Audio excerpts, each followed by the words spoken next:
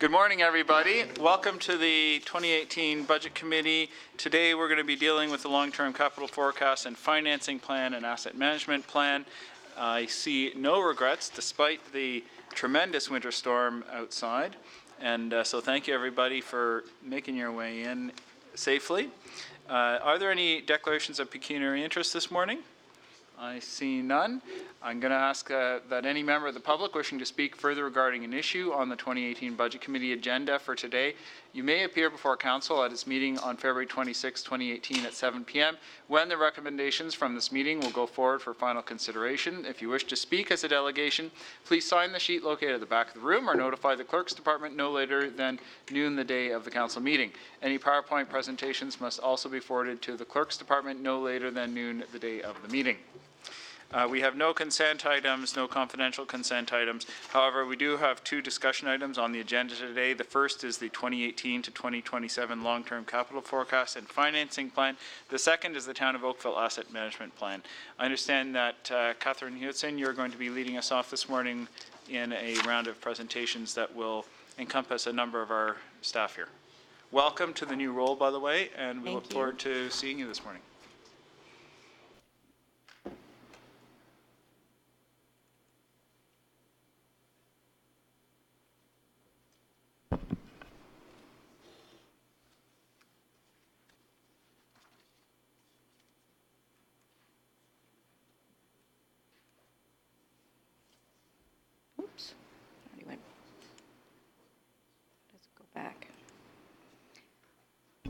Okay, good morning.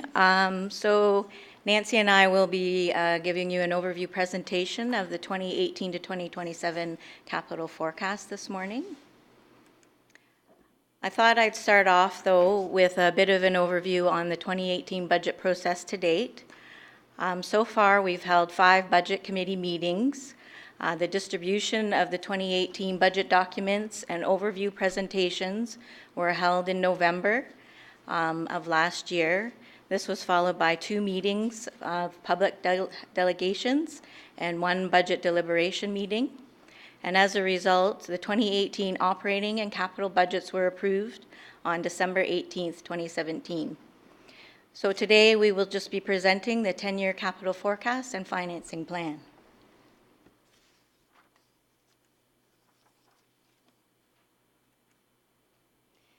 So the 10-year capital plan continues to implement objectives set out in Council's strategic plan and the various master plans while maintaining fiscal sustainability.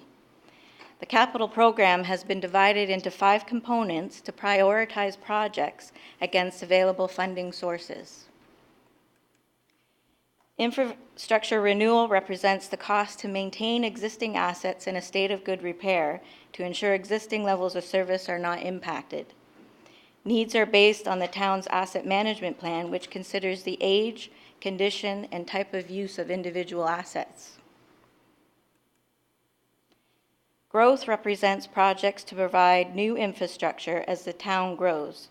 The forecast has been updated based on recommendations of the master plans and the development charge background study recently presented to Council on January 26th. Strategic priorities are initiatives to achieve Council's strategic plan, such as tree canopy preservation. Community enhancements are improvements or enhancements not specifically required as a result of growth, but identified by the community as being desirable. And finally, enterprise initiatives support ongoing initiatives within the town's 3 self-supported businesses: parking, cemeteries, and harbors. The budget document provided to you today has been organized into these categories and provides more detail on specific projects within each of the categories.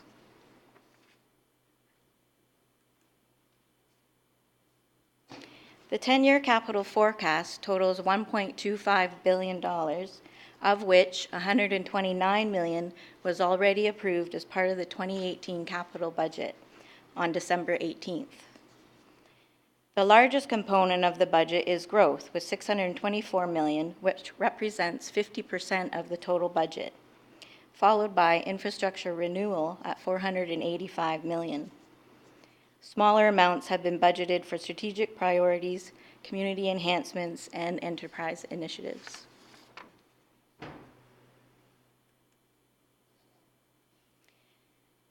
So this next slide shows the level of spending for each category over the 10 years.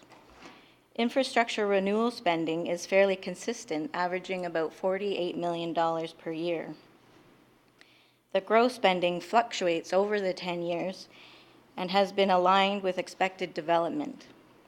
The budget has increased in 2019 and 2020 as construction is planned for the Burl Oak grade separation.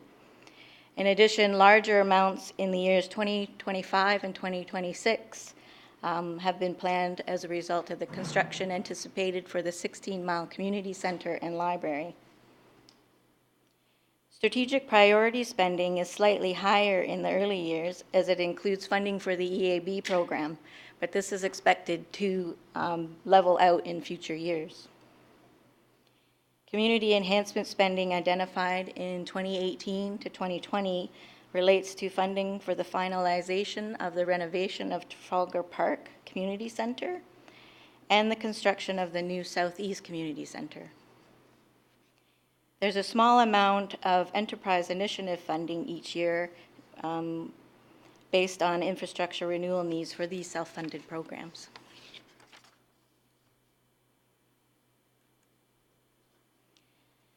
So as already noted, growth is the largest category in the capital budget with a total of $623.9 million over the 10-year period.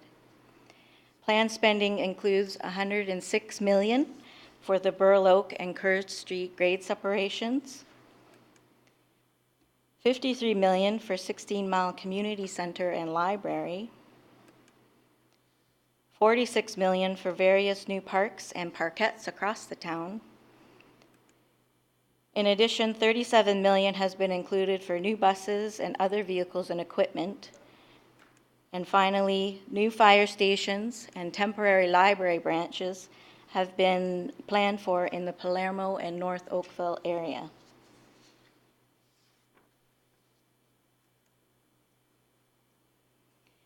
So based on the 2016 financial statements, the town owns a net book value of $1.5 billion in assets.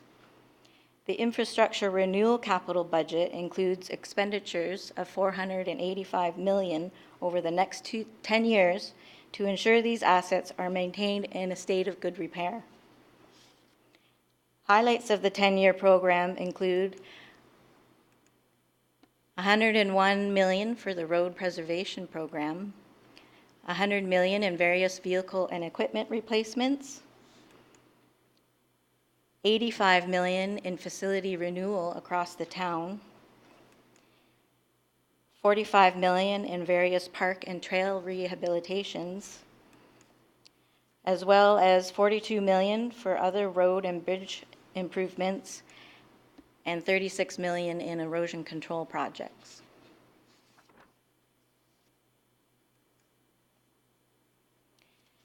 As mentioned earlier, strategic priorities include projects identified to meet Council's strategic plan. A total of $49.8 million has been budgeted in this category, with parks and open space being the largest portion at $23 million. Of this $23 million, 20 of it is related to the EAB program. In addition, $6 million has been included for the Kelsa Gate streetscape improvements and $2.4 million for the Glen Abbey Library Creation Hub and renovation.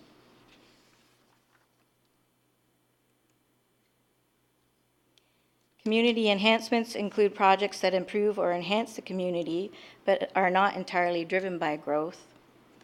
Community enhancement category totals $72.4 million and include the finalization of the Trafalgar Park Revitalization Project, the new South Central Community Center and Neighborhood Park, as well as work on the waterfront trails and new splash pads in existing parks.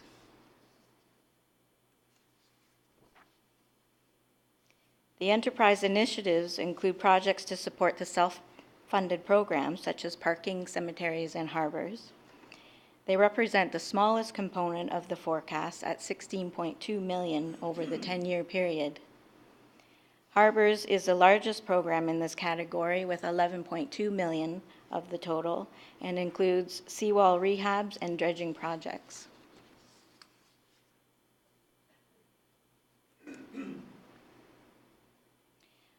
While the previous slides have been focused on an overview of the capital plan by category, this slide shows the spending by program area.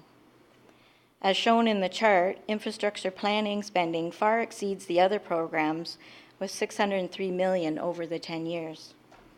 This program includes spending for roads, bridges, stormwater projects, and represents 48% of the total forecast. The second largest program is Parks and Open Space with $187 million and includes new parks required due to growth, refurbishment of existing parks and trails, as well as forestry projects, including the EAB program.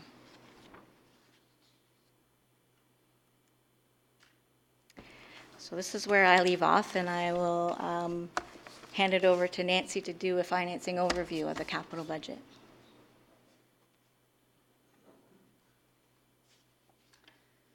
Morning. I will just present some information on the financing of the capital plan as well as our financial indicators as we move forward.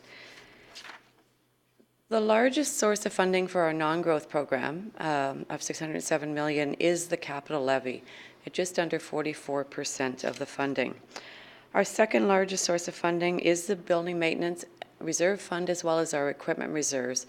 And those funds come from the operating budget. They're transferred as part of the program budgets into the reserves and are used to fund the renewal of our buildings as well as our equipment. And the third largest source is our capital reserve, which provides about 21% of the funding in the forecast.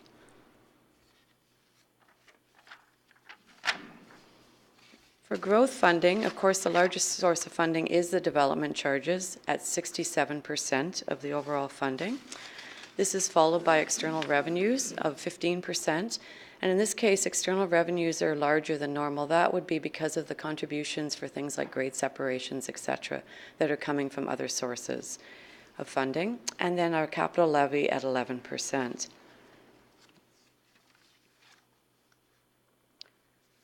Our capital levy provides $332 million of the overall funding for the 10-year program.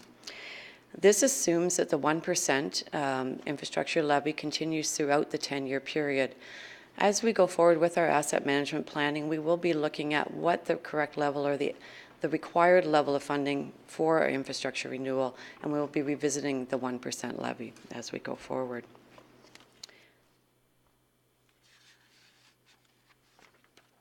Oh, sorry, I went too far here. 1 second. Our long-term capital plan is a financial plan. It not only looks at the capital cost of the works, but also the impact that the funding will have on the town's reserves, debts, as well as future operating budgets. The program that's being presented today is fiscally sustainable. It ensures flexibility is maintained over the long term and financial exposure is limited.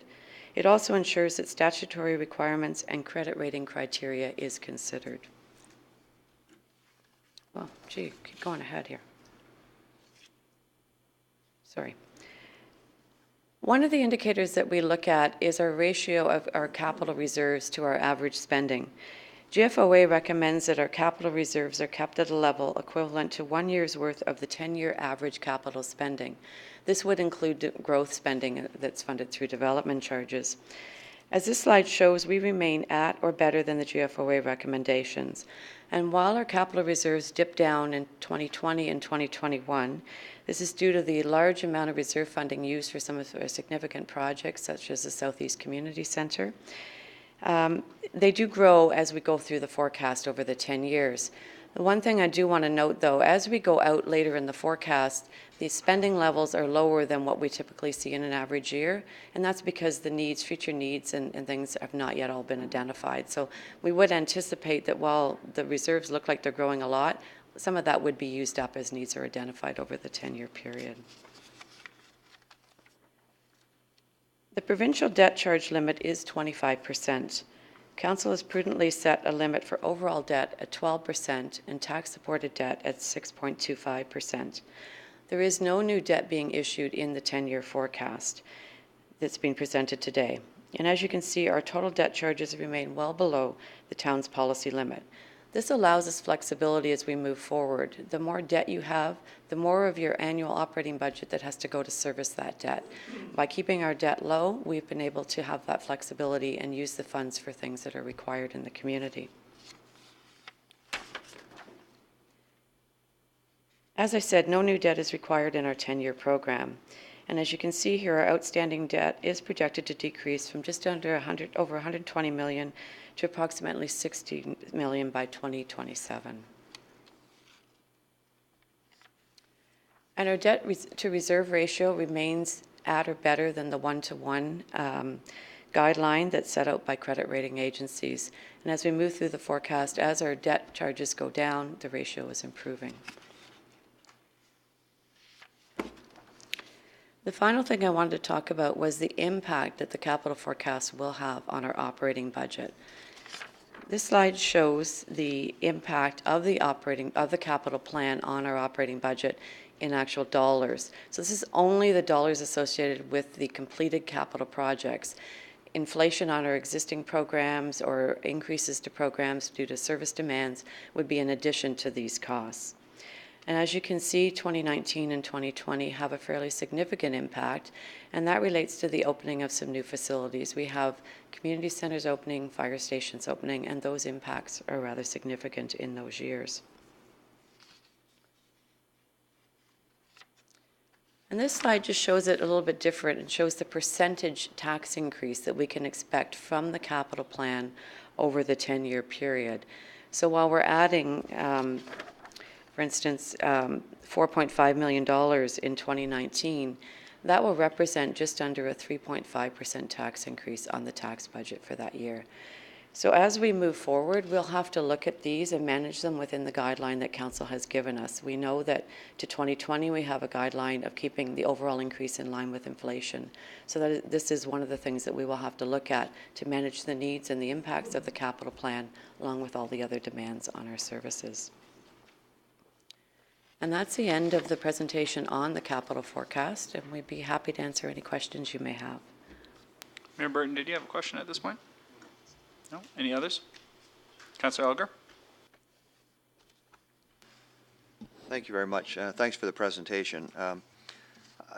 Bronte Outer Harbour dockage, the $3.9 million, is that for the new docks, or what is that money for? That's a placeholder for docks for the Outer Harbour. So it's been put in there just as a placeholder until it's determined what the cost will be. Okay, we don't know really what the cost could be at this point? I don't believe so, not at this point. I don't know if Chris has anything to add to that.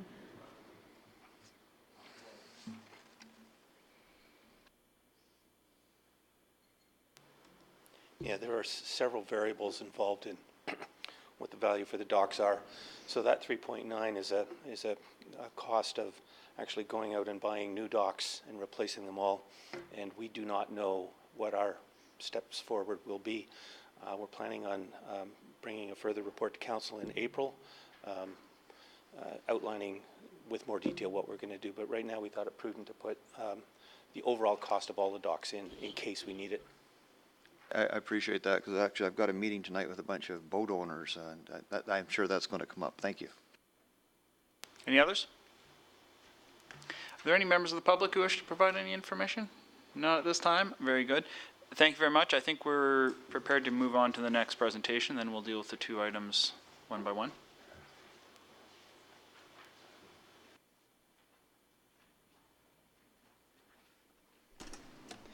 I'm going to just very briefly introduce asset management.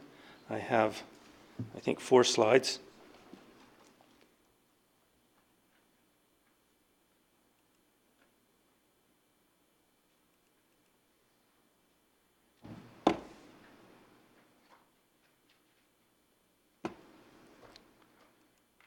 There will be 2 other presenters. Andy Whitaker from Jacobs will be making a presentation following mine. And then I think Catherine Hewitson is going to wrap up. So in the presentations that follow, there's going to be a lot of dates and statements about the legislative framework and where asset management has come from and so on. I wanted to give you a little bit more of a sort of made in Oakville kind of approach. The first date of significance in the asset management journey has been, I'd say, 2007, when Council recognized that there was a convergence between this PSAB 3150 tangible capital assets and a sustainable infrastructure asset management program. So we were legislated at that time to start to log our tangible capital assets, but we also knew that we would use that information to build a sustainable asset management program. So we took a strategic approach. The Council approved that. In 2008, our first contract manager of asset management was hired. So this is in the year following our decision to take an integrated approach. We hired a contract manager. In 2010, the financial statements for 2009 recognized a $1.3 billion tangible capital assets registry. And I wanted to emphasize the amount of that, $1.3 billion in 2009. You heard from Catherine, it's increased to $1.5 billion. Those costs are the historical costs. So what they've done is they've gone back and got the original documentation for the purchases of those assets, and we know that the historical value of those assets was $1.3 billion in 2009 and has increased to $1.5 billion in 2017. It's worth noting that the replacement costs for those assets are in the range of about $4.3 billion. So these are amortization takes a little bit off the top every year, but if we had to go out and replace what we've got, we'd have to replace about $4.3 billion worth of assets, which is a sizable investment. And it when you isolate it and start talking about it, you realize the variety and value of the assets that the town has. In 2000 I'm getting ahead of myself. So as an example of our iterative approach, I wanted to just show you an example where our asset management registry is associated with the GIS. So the assets that we have, the capital budget that we have, are logged on this map, and this map is updated from the asset registry so that you can see the various assets that we have and a little description of them as we work through our capital program. So these two systems are highly integrated, and as an example of the integrated approach we've taken. I'd also like to call your attention to the fact that the asset management registry is also heavily integrated in the work order system. So as assets need to be upgraded, it is logged in the asset registry and work orders are generated. In 2014, we hired our first manager of asset management. He had worked for 3 years on contract before he accepted the full-time job. So Sean is sitting here in a tie today because of the coverage of the asset management program. And I would say that we are well prepared to comply with the legislation that you're going to hear more about in a few minutes. There's a new regulation on asset management. The province has been gradually putting more regulations in place to make sure that municipalities can manage and care for their own assets, that when we purchase things that we are able to extend them to the end of their useful life. And there's a whole series of regulations that cover that. And as I said, I think we're very well prepared to move down that avenue. We will be talking about 3 documents. The first document is an asset management policy. That policy has been approved by Council, and it's a very high framework that sets out that we will look after our assets and try and provide the best value through the life of the assets. It's a very, very strategic view. We then have a strategic asset management plan, which gets into more detail, and you will be hearing more about that in a few minutes. We have a third piece of documentation, which is the state of infrastructure reports. This is a very detailed look at all of the assets and their conditions. And then we have a draft asset management plan. The working documents that we will be talking about and that need the most attention really are the strategic asset management plan and the draft asset management plan. So 4 documents, 3 of them are going to be reviewed with you. Looking forward, I think one of the underlying issues is that in general, the view of assets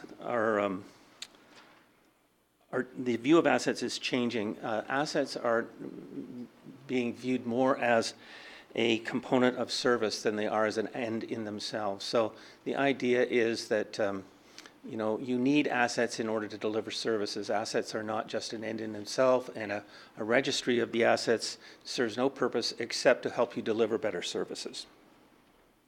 It may not be necessary to have all of our assets in good or excellent condition.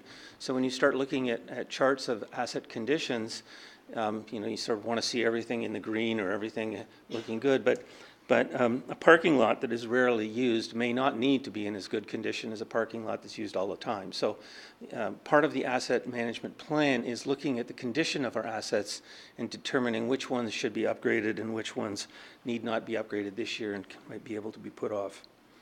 I've already noted that we are in very good shape to be compliant with impending legislative requirements. Generally, I would say our assets and our asset management systems compare favorably to other municipalities. This is partly due to the fact that we can afford to take proper care of our assets, partly due to the fact that we have a small but mighty core of people working on our asset registry, and partly due to the fact that we have taken an integrated approach which is presenting value to us 10 years later, as I've shown you in the integrations with GIS and the integrations with the work order management city. To me, a smart city is really not about more sensors, and it's really not about more measurements and more devices. The sensors and the devices are a byproduct of using data to make smart decisions and how to manage a municipality.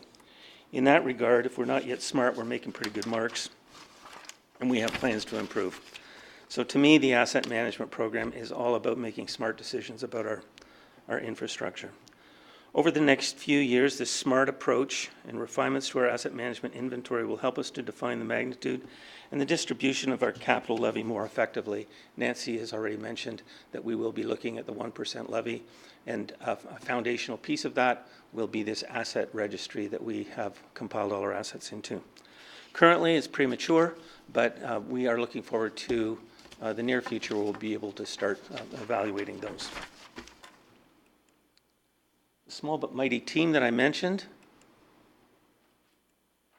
is from the asset management side, Sean Boast, Elizabeth Davson, Mark Jolliffe, Oksana Kachmar, Derek McIntyre, and Donna Surich.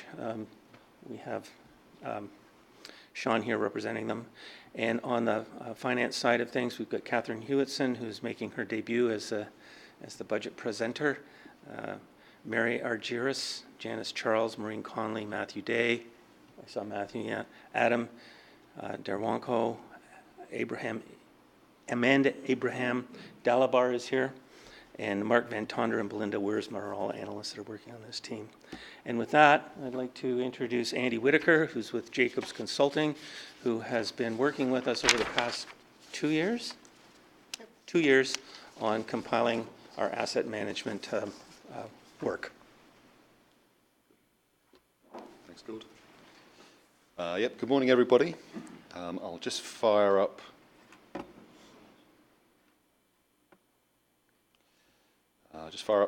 this presentation. Okay.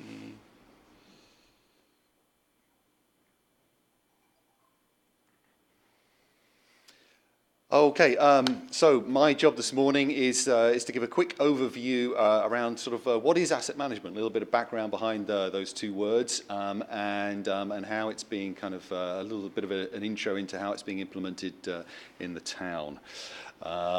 So what does it mean? What do these this asset management and these kind of strategic asset management concepts mean, and how has the town been going about implementing them? Okay, what is asset management as a general bit of background? A little bit of history, just to put it in a bit of context. Pre-1950s, very much in a world of fix it when it breaks. Into the 1950s, the idea of preventative maintenance came in. Can we do something in advance, stop things happening, therefore stop the kind of impact on our customers. And as we go through time, this idea of asset management grows and becomes bigger and more encompassing. In the 1980s, the big disasters in oil and gas and the low oil prices and that focus on multidisciplinary teams, getting a collective view on the problem, and can we come up with the best solution for our organisation. Legislation in Australia and New Zealand driving these improvements in the public sector. And then in 2000, a standard started to emerge that started to write down what is asset management? What does it really mean in the modern sense of the world? In 2014, an international standard was produced, ISO 55000. So we now have an international standard that sets out these are the things that we should do as good asset managers and good asset stewards. These are the sorts of things that we should do. And it paints quite a broad picture. It's no longer about this is what we've got, this is how I'm going to maintain it. It's much more about this is the portfolio of assets that we have. As Gord said, they're here to deliver a service to our customers and to deliver the strategic objectives that people like yourself put in place. And let's make sure our organisation is geared up and has the processes, the people, and is equipped to do that. So it paints this much kind of broader picture. Bringing that closer to home, we have Reg 588 that's come in very, very recently. I think it was December last year, within the province, requiring all of the municipalities to put together these asset management plans, what are called asset management plans, and to do them in quite a rigorous way. Its legislation can be something of a blunt instrument, but what it's requiring is actually a lot of good, useful things to do. And the town has already put a lot of things in place that are sort of make it well placed to create the asset management plan and comply with the legislation. So not only do we have an international perspective on this, that a lot of organisations around the world are driving in this direction. The province is also requiring the municipalities to take a good look and implement these processes as well. Okay, so when we look at the international standards, what does it say about asset management? Well, it's very, very broad definition. And basically it says it's a coordinated activity of an organisation to realise value from assets. And in our context, value in our context primarily means service to customers. So it's about delivering service to customers. So how can we organise and plan and create a set of assets that deliver services to customers at the longest whole life cycle cost, all right? So we've kind of got that mentality about it. But we know it's a very complex world. It's a messy world out there. We've got lots of decisions and trade-offs to make. And so the standard recognises that all the time we're trying to balance really the cost and the performance and the risk that we can afford to do really. And the key thing about it is that people do it. People are making decisions. The administration and council are the people that make the decisions around this. And that the standard is encouraging a very multidisciplinary approach to decision making. How can people come together to get the best answer for the organisation and its customers? Okay, so it's a very, very strong thrust really towards good decision making, the best value for money that we can for the organisation and its customers. All right, so that's the kind of whole thrust behind it. Right, so one of the things that we wanted to do at this point, and I'm going to try and play a short video. So the video itself is produced by an organisation in the UK called the Institute of Asset Management.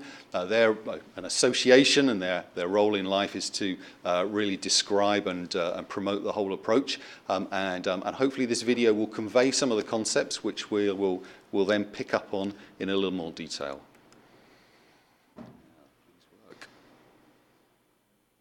This picture was created from insights and experiences shared by hundreds of IAM members, representing a huge range of organizations and industries. Our question was this: what does it feel like to be on the asset management journey? The resulting picture is designed to be used as a large poster to stimulate conversation in your business about where you are on the journey. Hard copies are available from the IAM website. Before they start the journey, most organizations find themselves making asset-related decisions reactively and in isolation. Cost, risk, and performance all need to be factored in, but each factor has its own team, its own specialism, and its own language, and no one seems to be able to translate between them. Here's a typical organization. The leadership team who make the strategic decisions at the top are far removed from the reality of the assets at the bottom. There's a clearly understood pecking order from finance and planning down through projects and engineering to operations and maintenance at the bottom. Each bubble represents an individual tribe with its own leaders, language, customs, rituals, assumptions. Decisions are taken based on the limited information that's available locally and therefore tend to be very reactive. Here's a typical example. Something happens to an asset that causes a major disruption. This could be anything: a material failure, an environmental incident, a technical fault. Amidst the panic, there's excitement because those first on the scene feel pride in their ability to handle the crisis, and heroic behavior is something the culture rewards. In the immediate aftermath, the risk tribe homes in on the incident and tries to eliminate the possibility of it happening elsewhere. Because the causes are unknown, they make sweeping decisions, which the engineering tribe across the way sees as an overreaction. Unfortunately, there doesn't seem to be any way of translating the engineer's experience and intuitions into a risk model that the risk people will understand. The maintenance people are upset because they've been warning about this for years. Now customers start leaving as service declines, with direct financial consequences. As cash dries up, finance start delaying capital investment, which leads indirectly to further incidents, and round we go again. Notice some of the things going on here. Everyone's making good decisions based on their own limited understanding of the world. These are good people. They have certificates, standards, and processes. Unfortunately, they're contributing to a system that, as a whole, is not making the best possible decisions because they're not made from the perspective of the overall system.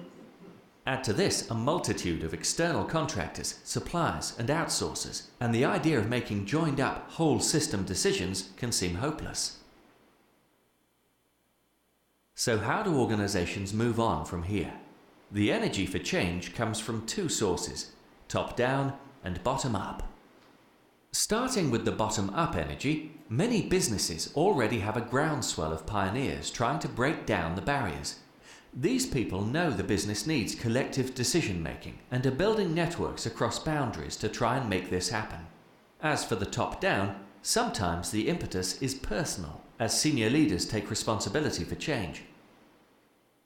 Other times it's external pressures from owners, regulators, and the like.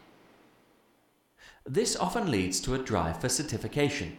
Unfortunately, it's not uncommon for businesses to push for PAS 55 or ISO 55000 status, put the certificate on the wall, then promptly revert to their old ways of doing things. We need more than this. ISO 55000 certification is in many ways the start rather than the end of the journey. The standard gives a framework for reconnecting the assets and the organizational objectives in business decision making. The biggest difference now is that at least people are sitting collectively around the table to make decisions. What this reveals, though, is just how much is missing before these decisions will start looking optimal. The clouds represent some of the things that are getting in the way. Looking upwards to the strategic objectives, these are often unclear, expressed in contradictory language, and point to competing agendas. Looking down towards the assets, without the historical data, we end up relying on proxies and assumptions. Many of the processes that give us the information are not yet defined or embedded. With such an imperfect system, the big danger is cynicism, that the organization as a whole isn't going to change. This can lead back into blame games. For example, the business may have invested in a decision support tool that no one really understands. Local maintenance staff then feel aggrieved that their professional judgment is being ignored. At the same time, an increase in awareness of asset management concepts and techniques can lead to a real sense of empowerment. The danger is that unless the culture changes as well, empowerment just fuels the creation of new silos. Although this stage may be imperfect, just having a system that brings people together to make decisions will inevitably yield quick wins, providing impetus for further investment in transformation activities. Unfortunately, these activities can't all happen at once. So there need to be winners and losers, as interventions are prioritized according to what will yield the greatest benefits for the whole. But in a way, this is the shape of things to come. Until individual teams are prepared to accept that the right decision for the overall business may appear to be the wrong decision for them locally, optimal asset management decisions will not be possible. So, looking forward, what is an optimal asset management decision? We can state in general terms that it's the decision that maximizes the long-term value of assets by aligning them to the objectives and purpose of the business. But what that looks like will vary markedly from business to business and industry to industry. That said, there are a number of factors that all outstanding asset management organizations have in common. Firstly, they have leaders who walk the talk. They don't just tell people to collaborate, they model what collaboration looks like. Secondly, these organizations embed asset management as a philosophy of continuous improvement, rather than seeing it as a one-time transformation program. It's an ongoing journey, not a destination. Thirdly, it's apparent that everyone is playing their part, whatever their role or seniority. The formal policies and management system provide a framework for integrated decision-making, but these organizations are very fluid in how insights and information flow from team to team. An example of this is how the organization treats its data. Good decisions rely on good information. With a shared understanding of the decisions they need to make, teams can reach a consensus about the information they need to make those decisions, and the best way to get hold of and maintain it collaboratively, which may or may not involve IT systems. In an asset management culture, information is treated as an asset and cared for in its own right, for the good of the entire organization, as well as for future generations. But perhaps the most striking difference in an organization with a culture of asset management is what it feels like to be part of. Because the organization is always learning and improving, risks become more contained and incidents become far less frequent. This creates space to think more expansively about the possibilities for greater innovation, about the longer-term future, about what could be learned from other industries, or even about the organization's very reasons for existing. This is the journey our members have described to us. So where are you? What elements of the picture seem most familiar to you? Who do you need to talk to move things forward in your business?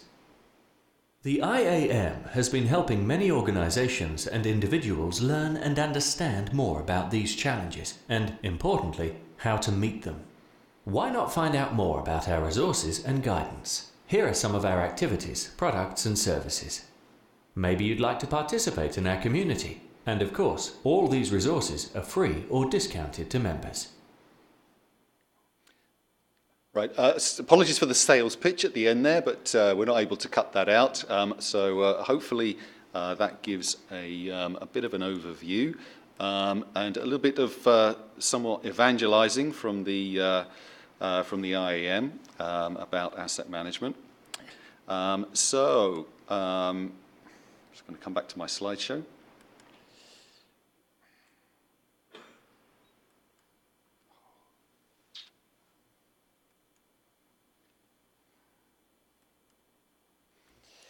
Okay, so the question is, given all of those fine words, does it actually make a difference? Can we see any evidence out there that going down this route actually makes a difference. I'm going to show some examples, okay? And so this first one is from a utility in the UK.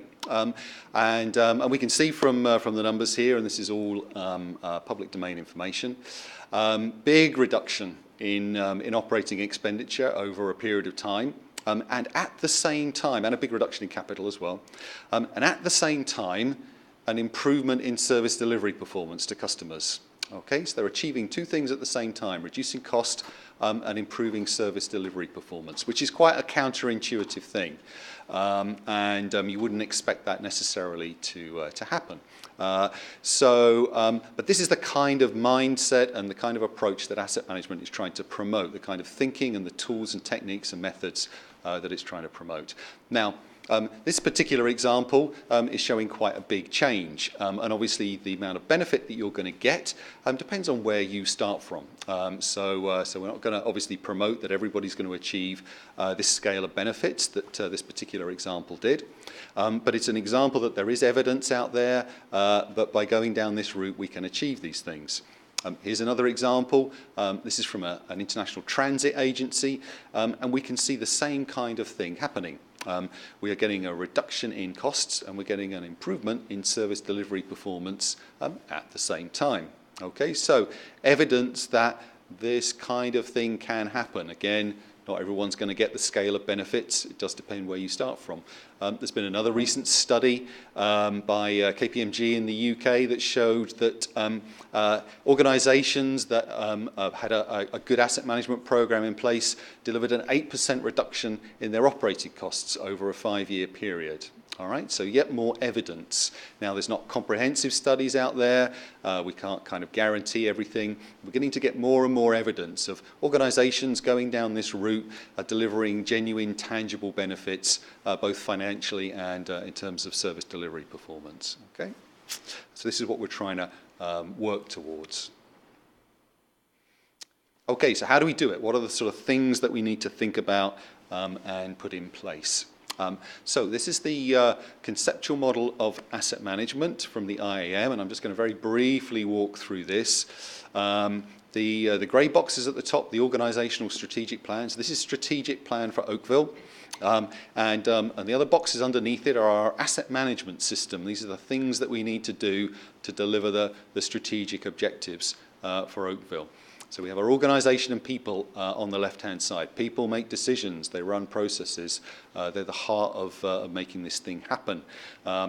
We conduct strategic planning to deliver our overall objectives. We make good decisions to support those strategic plans. We need information to support those good decisions. And through this, we drive assets through their life cycle to deliver service to customers and protect the environment. As we're doing that, we're monitoring what's going on, understanding the risks that are out there, and acting on them and mitigating them as we go through. So this paints a picture not just of maintaining an asset once I've got it, but of the way an organisation is organised and the way that people are equipped to make good decisions, both on a short-term and on a more strategic basis. Okay, so this is the overall framework that we look to put in place. A key concept within the standards and within this whole asset management framework is this phrase line of sight. And what's meant by line of sight is that what we're trying to do is we're trying to connect the strategic objectives of the town as expressed in your strategic plan and livable Oakville to what happens on a day-to-day basis. All right, so can we connect those things and make sure that what is going on a day-to-day, week-to-week, month-to-month, year-to-year basis is all coming together to clearly deliver the strategic objectives. And so we're trying to create this line of sight to connect these things. The standard sets up these 4 documents that it says, okay, if we can put these things in place, then we're going a long way to making sure that we're really connecting these things together. At the top level, we have our overall strategic plan. So this is Oakville strategic plan, laid out and endorsed by elected officials. Next level down, our asset management policy. What are the principles that we're going to live by in order to bring this to life and make this happen? And you guys already have created and endorsed an asset management policy. The next one down after that is the Strategic Asset Management Plan.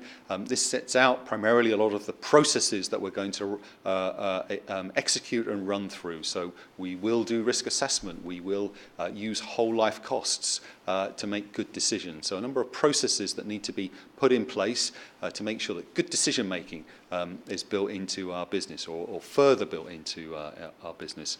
And then the bottom layer is then the asset management plan. This is then the assets and the amount of resources and capital that we're going to inject into them in order to deliver our objectives. And if we can put these things in place, then we're starting to connect the day-to-day activity with the overall strategic objectives that we're trying to achieve. So that's the purpose of that line of sight and hierarchy. The town have done a lot of work in putting a lot of these documents together, and I'll come back to that at the end. A key component within this is about levels of service. So here's a kind of a framework, yet another diagram around levels of service. The key thing that we want to kind of look at this, at the top level, we have our strategic plan, the direction that we're going in, our corporate levels of service, where we're heading for the town as a whole. And then the key thing that we want to look at from an asset management point of view, I'm going to refer to that pink box in the middle, customer levels of service. Understanding what is really going on out there. What is it that our customers and the environment are actually experiencing? Not what we intend to happen, but what is actually happening. How reliable are our services? What quality are they? How accessible are they to customers around and residents in the town? So a key part of the whole process is putting that in place, having a very, very clear and quantified as far as possible understanding of what is really going on out there, and also where we want to take that. Where as an organisation do we want to go in terms of either maintaining or improving those levels of service to customers, and then ultimately, how much will that cost? Yeah, can we afford to move in that direction? And then underneath that is what's called in the jargon technical levels of service. So we have assets and we have people and operations that combine to deliver that service to customers and to protect the environment. So how are our assets performing? How are our people performing? So if we can get that right at the bottom level, how are our assets performing, how are our people performing, then we get our services to customers right, and then we hit our strategic objectives. Okay, so we've got this kind of hierarchy going through. All right, so important concept. A lot of municipalities around Canada don't have customer levels of service particularly well developed, can be a bit patchy. And that's an area where if we can put some work into that and develop them better, it's an extremely important tool for leveraging better decision making off the back of that. So a very important thing to get in place and to make sure we have a very, very good understanding of that, what is actually happening at the moment and where do we want to go with it. Very important tool for driving good decision making. Okay, so coming on to decision making. The town has adopted this overall approach to decision making, and I'm going to quickly walk through it and point out some key features associated with it. At the front end, our goals, where are we going? What are these levels of service? What are we trying to deliver? And the performance of our service delivery to customers and protecting the environment and our wider stakeholder group. Then what are the needs that are out there? And we would split those into two sets of needs. First of all, the external pressures on the organisation. There is growth in the community. There might be new legislation from yourselves, drives for efficiency, improvements to levels of service. There can be the external pressures that we need to react to and develop plans and strategies to move towards those. We have a second set of needs. As we said, we've got a very large asset base out there.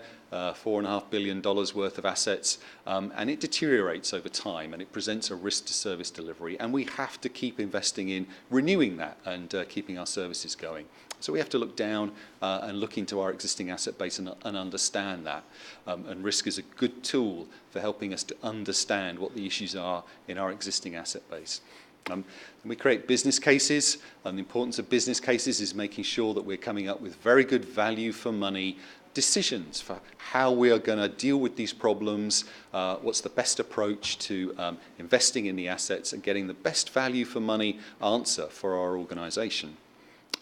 The blue box is then about the fact that we live in a world where we only have a certain amount of capital we can expend at any one point in time, and we have to make decisions. We cannot necessarily afford to fund everything that we would like to do. So something's going to get funded and something has to give. And can we have a very rational, structured and transparent way of deciding if something has to give, what gives, and making sure that what is funded is clearly aligned with the strategic objectives of the organisation. All right, make that as transparent as possible. And then we come up with our investment programs. We would like our investment programs to be not just a list of projects and dollars, but clearly tied into the services that we are then going to deliver to customers and other stakeholders. Okay, so we have an overall approach like this that is trying to make sure that everything is driven from service and asset need. We try and make the best value for money decisions that we possibly can, and then we're clear about where our allocations of particularly capital, it's the big thing that we make decisions on, is clearly aligned to our service delivery. So that's the kind of philosophy and overall approach that's embedded behind these asset management plans. And to a large extent, what the Regulation 588 is trying to do, it's trying to drive it in this direction. Okay, so there's our two sets of needs. So moving on, I mentioned the word risk a few times now, and so why risk? Why this particular kind of terminology, and why should we use risk? It's a very, very useful tool in our decision making. We have got a large number of assets out there that are in poor condition. It is inevitable. We cannot afford to keep everything in good condition. We have a large number of assets out there in poor condition. But poor condition alone does not tell us what is most important and urgent. Risk is a very, very good tool for telling us what's the most important and urgent thing out there when we have got a lot of problems and a lot of assets in poor condition. It gives us that objective assessment of this is a higher risk to service delivery and our customers and stakeholders than something else. And if we have to make a choice, then we choose this one. So risk is a very, very useful tool for doing that. It helps us create that distinction and distinguish between things. So levels of service, risk, these are very, very useful tools that we embed, and they help us drive better decision making, supported by good information. Okay.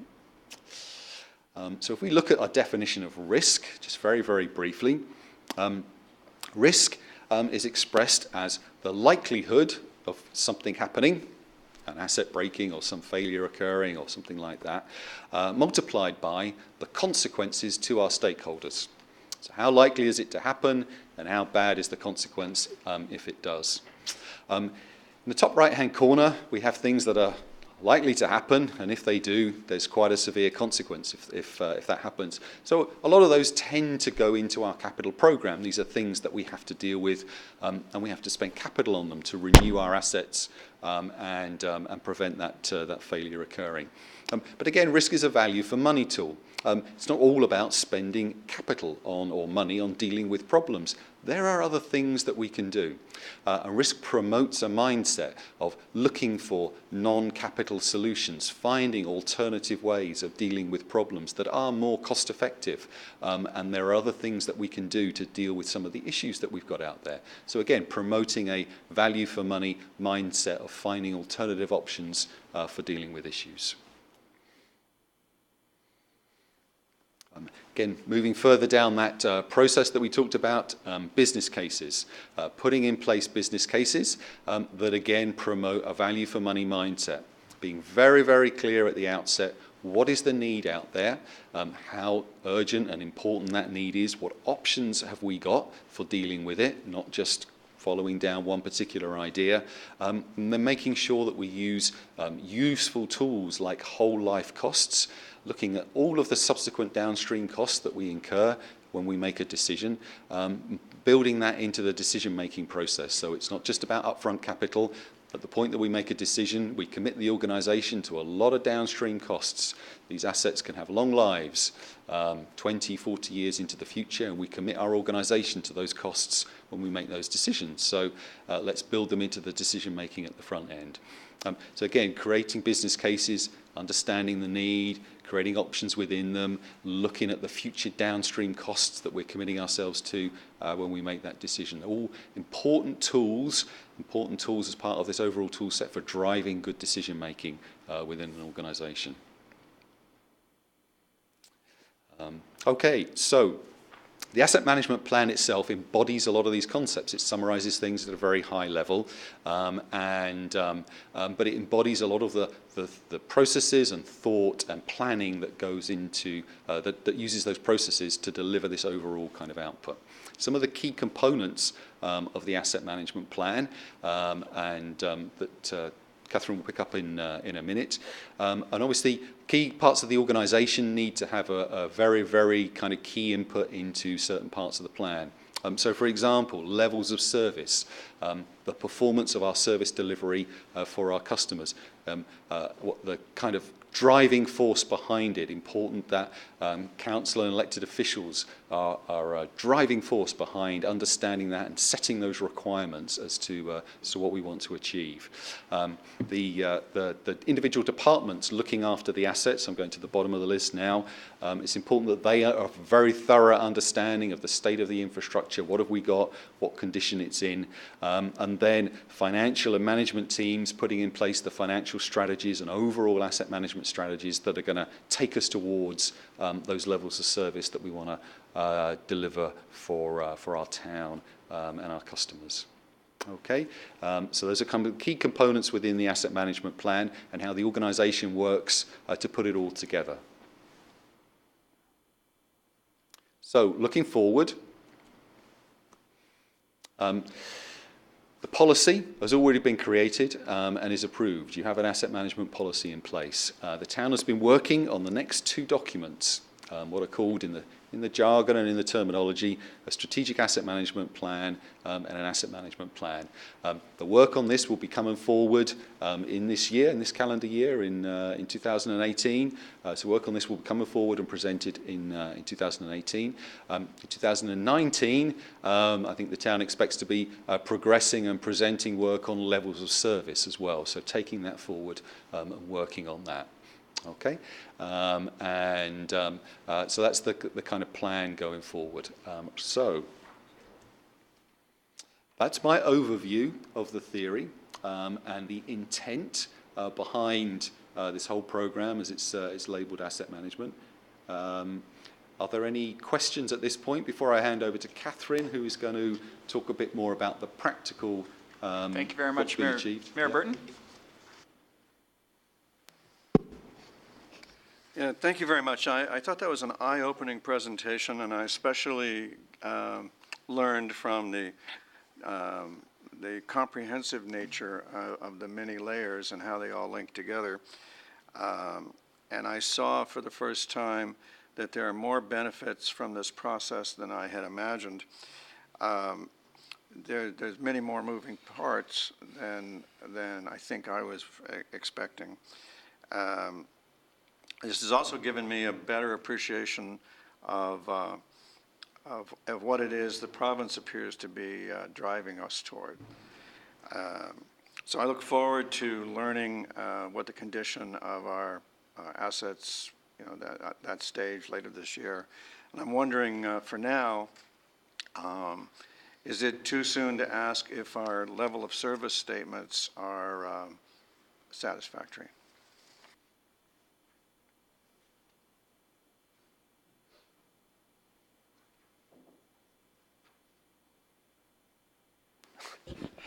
We are just beginning the level of service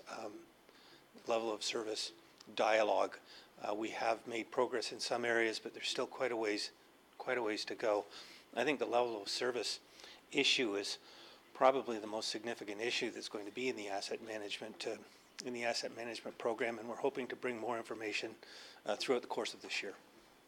Well, thank you for that. I think the presentation is so good that I wish it would, I don't, are we taping this meeting?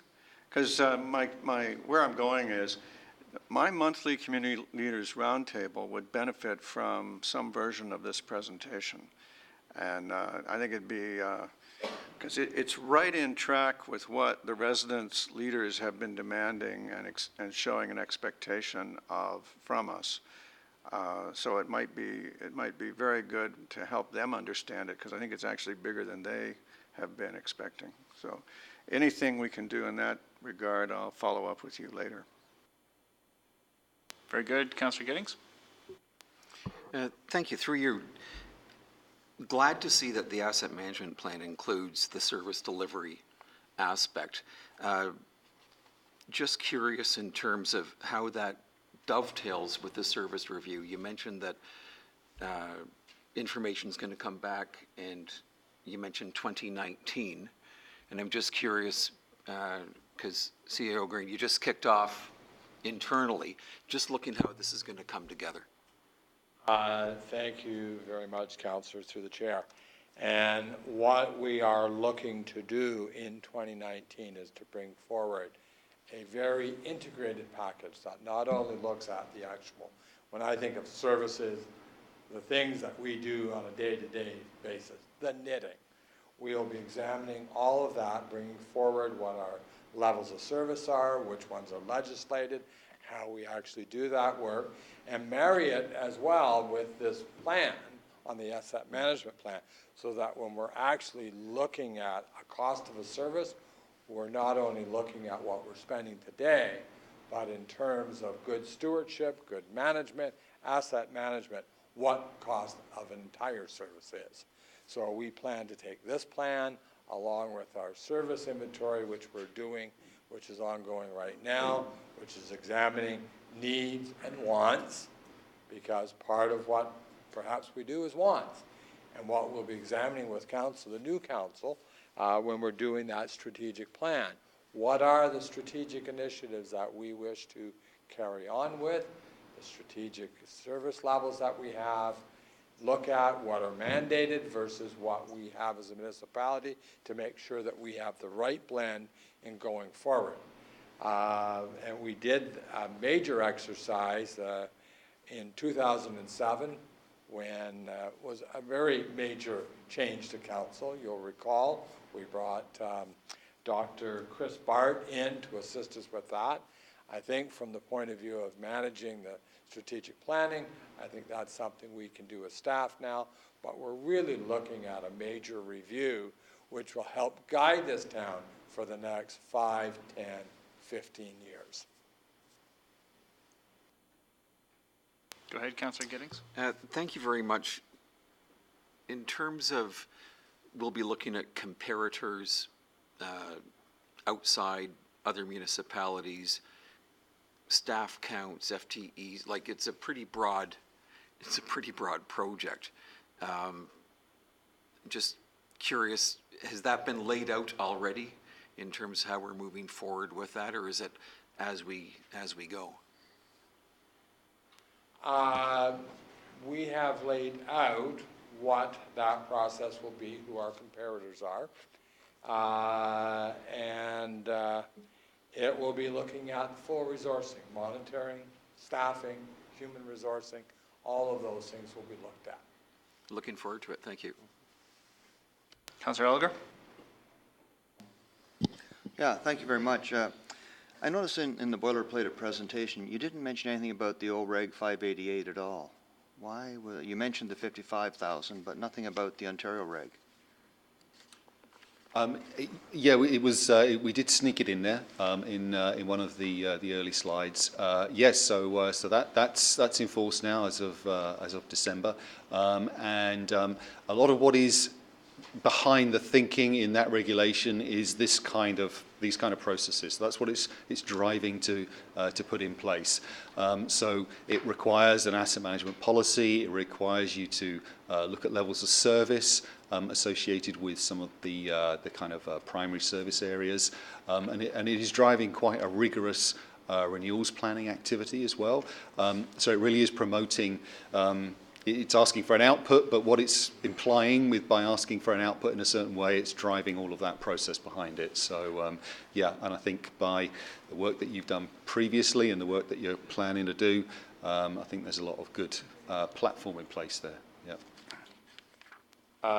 Through you, Mr. Chair, really this presentation was a broad-based Asset Management 101. The next presentation by Catherine will give you an idea of where we are today and the more detailed elements. Now, on the broad-based presentation, I noticed you used kilometers, that one slide where the kilometers, the cost per kilometer is going down. So are you looking seriously at a lot of outsourcing then?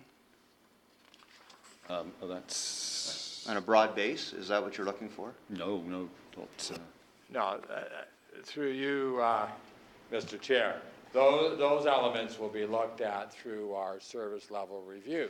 We'll be looking at where we contract out, what things we do, and through our whole continuous improvement program, we'll be looking at where we are as an organization and how we do business. This was really a broad overview of the theory of asset management that was just presented to you. Okay, but the slide that we saw, what was that a result of, how you showed how the cost per kilometer going down and the service level going up? What company was that? That was an international transit agency who adopted the international asset management standards. And as a result of adopting the standards and driving those processes in, what they showed was that their operating costs per kilometre, so their costs were going down, and at the same time the reliability of their transit service was going up. So over the same period, they were achieving those two things. Okay, which is kind of slightly counterintuitive. You kind of don't expect that to happen, but it shows that if you can get some of these things right, and obviously it depends on the nature of where you start from as well, then you can achieve these two things. You can start to keep a lid on costs, and you can drive service delivery performance up as well. So that's purely what those graphs were demonstrating, showing costs coming down and service delivery performance going up at the same time. I thank you. Okay, any others? All right, I think we're ready to move on to the next part of our discussion. Welcome back to the floor.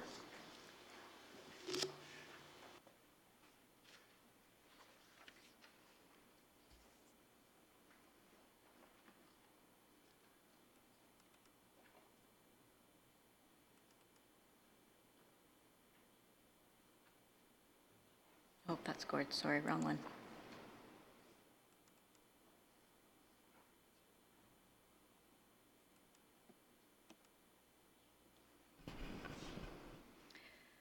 Okay, so you've heard a lot about asset management so far and the overall theories. I'm here to give you a little bit of an overview of the work that's been completed by the town to date in regards to asset management planning.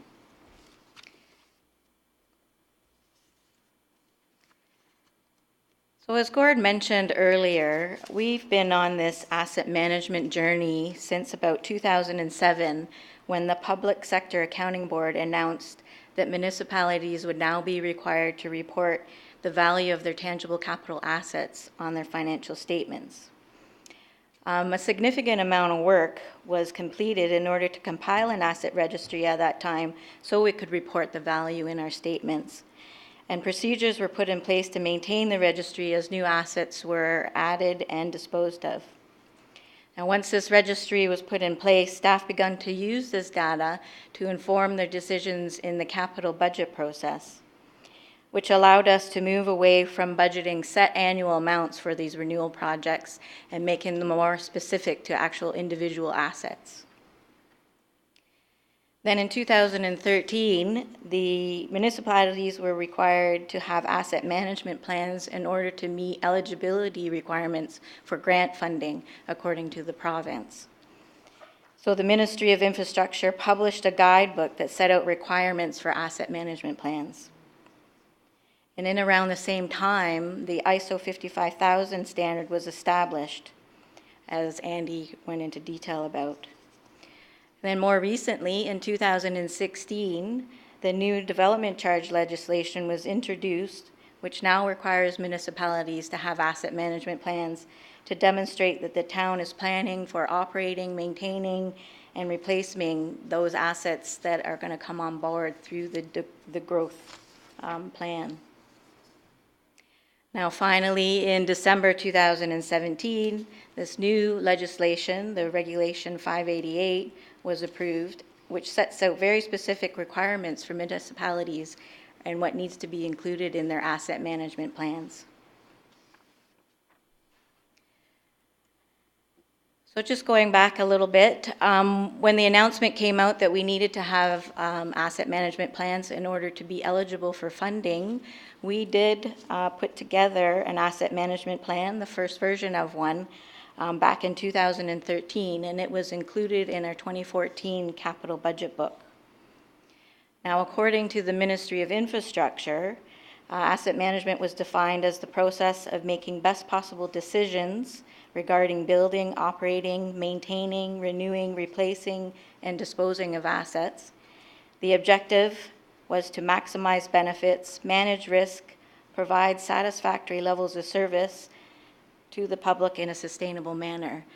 So this is very much in line with the ISO 55000 way of thinking, and this was the first time that municipalities began to think more about asset management in terms of service levels and financing strategies as opposed to just maintaining and replacing their assets.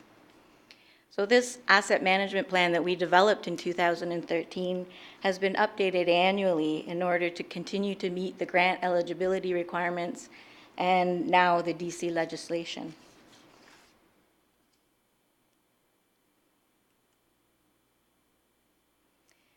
So subsequent to that, with the introduction of the ISO 55000 standard, the town set out an objective to develop a roadmap that would take the asset management plan to the next level to begin to align it with this new standard.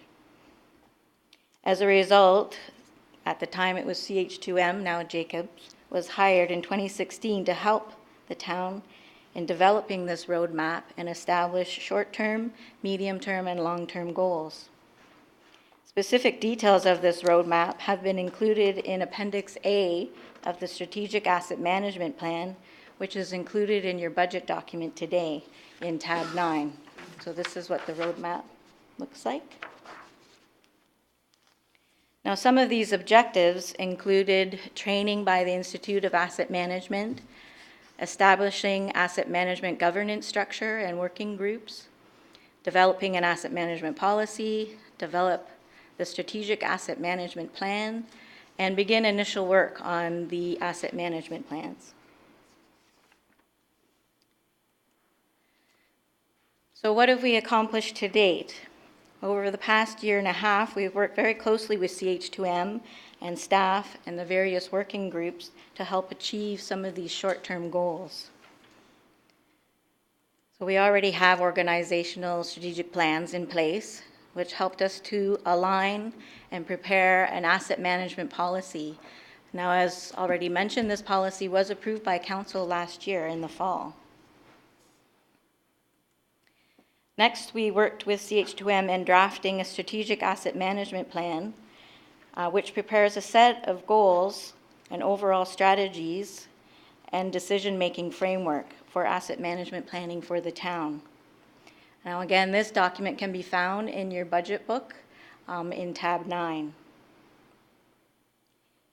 In addition, the asset management plan work, which is in progress, has been updated using what we already had as a framework and building on it to be more robust to include some of the concepts and strategies in the ISO 55000 framework. Now, as part of this, the biggest step was to complete the state of infrastructure reports for all our asset categories. This has now been completed and again is included in your budget document. And it creates an overall picture of the average value, condition, and age of our assets. Now, this is a key step in moving forward in continuing on in our asset management journey. Now, as I mentioned, all these asset management documents are included in your budget book. As well, they will be put up on the website along with the capital forecast. Now, in addition to these objectives, I also wanted to mention some of the other accomplishments. So in regards to training, over 60 key staff have been trained and certified in the Institute of Asset Management program. We have also put in place an asset management steering committee which oversees the direction of the objectives to ensure that they are aligned with the corporate goals.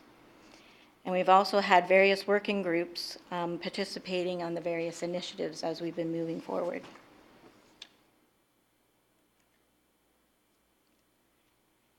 So as we've mentioned, as a result of all this work that we have done, we are well positioned to be compliant with the Regulation 588. This regulation sets out requirements for undertaking asset management planning and is to be phased in over a number of years, starting in July 2019. But by July 2024, the town will be required to have a comprehensive asset management plan that sets out the desired customer levels of service that the town would like to achieve, what it would cost to sustain these service levels, and determine a financing strategy. Now, as part of developing this financing strategy, staff will look at the need to continue the reliance on the 1% capital levy over the longer term. It should also be noted that the Regulation 588 also includes requirements for annual reporting on such things as our asset inventory and performance measures. And in addition to that, they will require periodic updates of the asset management plans once they are in place.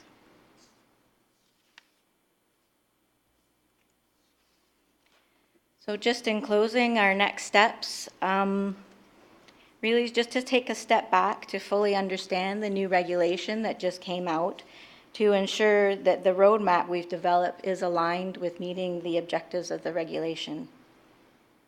And secondly, as already discussed, we're beginning to work on defining those customer levels of service and how they tie to our level of service measures and our overall corporate strategic goals.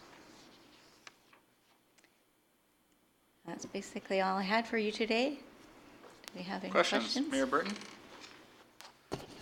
Thank you very much. This is obviously incredibly important strategic work for our future. I'm interested in what kind of bridges cross over from here to the new, and I think, well, I'll leave out my opinion, the new requirements that the province has given us around reporting against our development charge assets.